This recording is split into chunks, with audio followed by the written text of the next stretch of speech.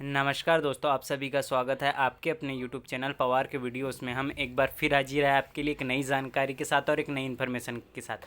तो दोस्तों, मध्य प्रदेश सरकार के जरिए जिन्होंने बीएड किया है या वर्ग 1 का एग्ज़ाम देना चाहते हैं उनके लिए बहुत बड़ी खुशखबरी है। उनके लिए पात्रता परीक्षा का नोटिफिकेशन जारी हो चुका है और कब पेपर रहेंगे, क्या डेट रहेंगी एग्ज़ाम डेट और क्या क्वालिफिकेशन रहेंगे, पूरे अभी बहुत से संशोधन हो चुके हैं। तो उससे रिलेटेड सारी जानकारी हम इस वीडियो में कवर करेंगे। तो अभी तक क्या आपने हमारे यूट्यूब चैनल पवार के वीडियोस को सब्सक्राइब नहीं किया तो जल्दी से चैनल को सब्सक्राइब कर लीजिए और पास में बने बेल आइकन को भी प्रेस कर दीजिए। ऐसी ही हर गवर्नमेंट जॉब से रिलेटेड जानकारी पाने के लिए, अन्य गवर्नमेंट जॉब से रिलेटेड जानकारी पाने के लिए चैनल को सब्सक्राइब कर रखिए और पास में बने बेल आइकन को भी प्रेस करिए। तो चलिए दोस्तों, जानते हैं पूरी जानकारी क्या है। आपको पूरी जानकारी जानने के लिए पीईबी के मेन ऑफिशियल साइट पर आना होगा। प्रोफेशनल एग्जामिनेशन बोर्ड या एम्प्लॉयमेंट सिलेक्शन बोर्ड की ऑफिशियल वेबसाइट पर आ जाना होगा।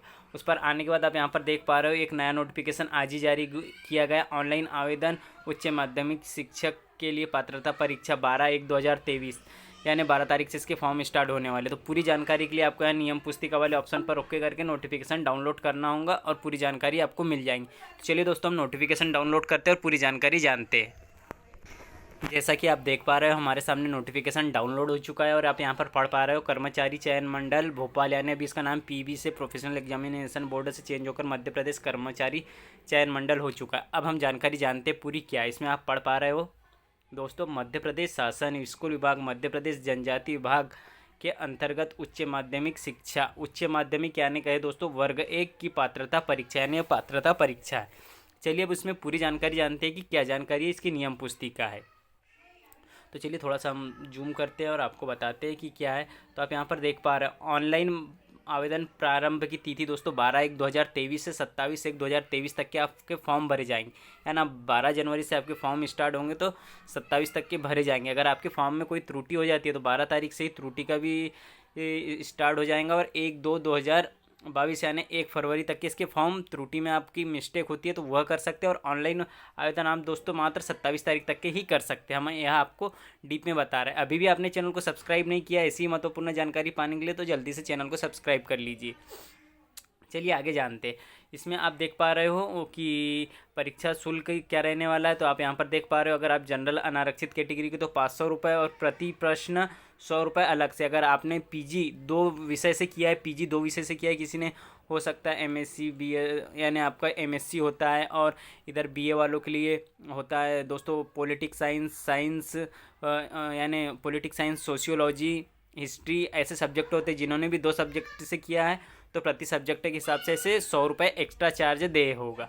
और अगर आप ओबीसी के कैंडिडेट हो या अनुसूचित जाति, अनुसूचित जनजाति या विकलांग हो तो 250 रुपये आपको प्रति प्रश्न और बाकी क्या अगर एक्स्ट्रा आप जोड़ते हो तो उसका आपको 50 रुपये प्रति प्रश्न के हिसाब से अलग से दे होंगे। ऐसे करके आपकी फ़ीस जो भी बनती है दोस्तों 320 रुपये के समथिंग वह रहेंगी प्रति प्रश्न के हिसाब से। एक प्रश्न पत्र अगर आप और ऐड करवाते हो तो 50 रुपये उसमें इंक्लूड करना होगा। तो चलिए यह तो जानकारी हो गई आपकी प्रश्न पत्र और फॉर्म से रिलेटेड। आगे आपको हम बता रहे हैं दोस्तों कि यहाँ पर एक नोट दिया गया है उसमें आप देख पाओगे। तो आप देख पा रहे हो अब एग्ज़ाम डेट हमने आपको एग्ज़ाम डेट बता देते। 1 मार्च 2023 बुधवार से आपके पेपर प्रारंभ होंगे। 2 शिफ्ट में पेपर लिए जाएंगे यानी इस पात्रता परीक्षा के 2 पेपर लिए जाएंगे। इससे पहले यहाँ पर देखते हैं कि 3/1/2000 के अनुसार आपको शुल्क विभागीय द्वारा जाकर राशि विभाग से स्थानांतरित किया जाएगा। दोस्तों यह जो भी पॉइंट है देख लेंगे हम, अभी डीप में आगे दिया गया होगा। तो चलिए यह आपको एग्ज़ाम डेट हमने बता दी। उसके बाद आगे बात करते हैं दोस्तों कि इसमें क्या महत्वपूर्ण बातें हैं। बढ़ते जाते हैं। अगर आप यह शॉर्ट नोटिफिकेशन देखना चाहते हो तो इनके पेज नंबर दे दिए गए हैं किस किस पेज पर यह है। अगर आप ये पीडीएफ डाउनलोड करना चाहते हो तो इसकी पीईबी साइट पर जाकर आप इसका नोटिफिकेशन डाउनलोड कर सकते हो। अब यहाँ पर भी दिया गया आपका पद का विवरण उच्च माध्यमिक शिक्षक पद की श्रेणी द्वितीय श्रेणी। यहाँ पर इस प्रकार का दिया गया कि आपके वर्ग 1 से रिलेटेड यह पात्रता परीक्षा के फॉर्म है।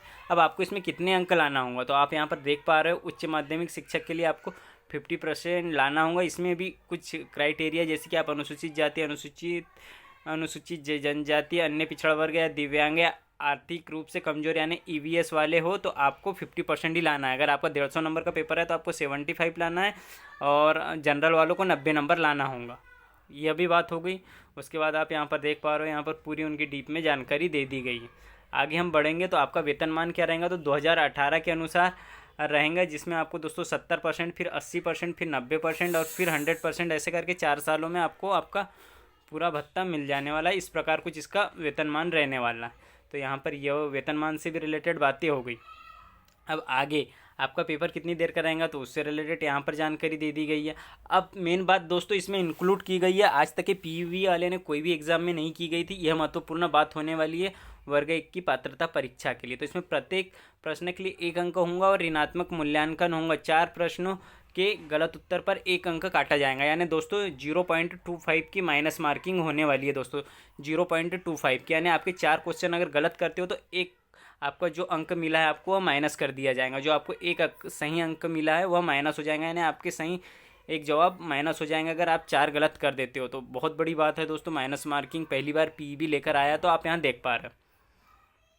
अब यहाँ पर हम देखेंगे सब्जेक्ट से रिलेटेड कुछ जानकारी। आगे बढ़ते हैं क्या और महत्वपूर्ण दिया है, परिणाम इनकी वेबसाइट पर जब भी आएगा वह हो जाएगा दोस्तों।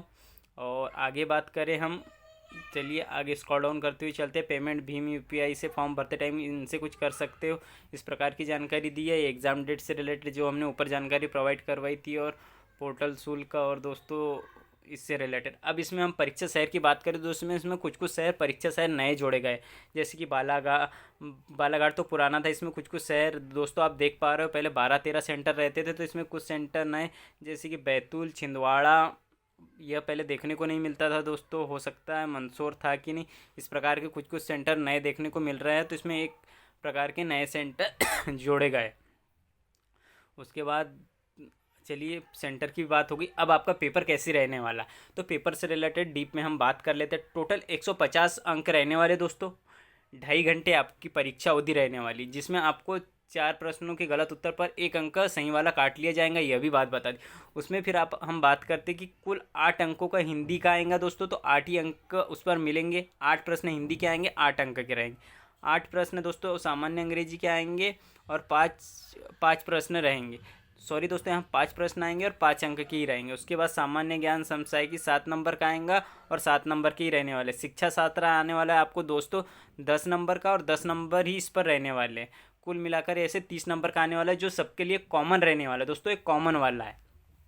उसके बाद दोस्तों 120 अंक का आपके विषय से रहने वाला है। आपने जिस भी विषय से मास्टर डिग्री हासिल की है, पीजी किया है, जैसे आपने हिंदी से किया है, अंग्रेजी से या संस्कृत से, तो उन पर टोटल 120 अंक का वो वाले रहने वाले। ऐसे करके ये वाले 30 दोस्तों, और ये वाले 120 नीचे वाले, ऐसा करके आपको 150 का पेपर होने वाला है। 3 2 5 और 1 तो ऐसा करके टोटल 150 का पेपर होने वाला है।